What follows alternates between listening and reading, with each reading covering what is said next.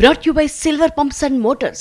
Top quality और consistent performance के लिए सिर्फ सिल्वर पंप्स नाम याद रखना। మాజీ ఎంపీ గోరంట్ల మాధవ్ చిక్కుల్లో పడ్డారు. అంతర్యుద్ధం తప్పదంటూ నిన్న చేసిన కమెంట్స్ పై టీడీపీ జనసేన నేతలు పోలీసులకు ఫిర్యాదు చేశారు.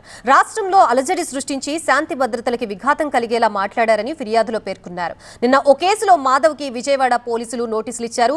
పోక్సో కేసులో బాధితురాలి పేరు చెప్పరని మాధవ్ పై ఆరోపణలున్నాయి. ఈ కేసులో మార్చిన 5న విచారణకి రావాలని నోటీసులు ఇచ్చారు పోలీసులు.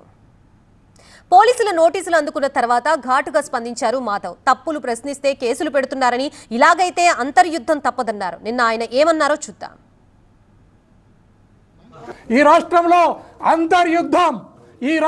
అంతర్యుద్ధం రావడానికి ఎంతో దూరం లేదు.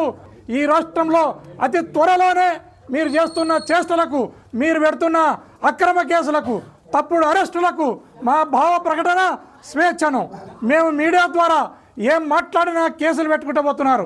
ఇలా పెట్టుకుంటూ పోతే ఖచ్చితంగా ఈ రాష్ట్రంలో అంతర్యుద్ధం రాక తప్పదు. ఇది ఈ కూటమి ప్రభుత్వం గుర్తుపెట్టుకోవాలని ఈ సందర్భంగా తెలియజేస్తున్నాను.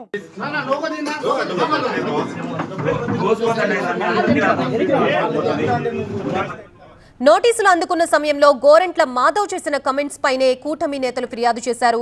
గోరంట్ల మాధవ్ పై చర్యలు తీసుకోవాలని జిల్లా ఎస్పీని కోరారు. కూటమి ప్రభుత్వాన్ని కూల్చే కుట్ర జరుగుతుందని వారు ఆందోళన వ్యక్తం చేశారు.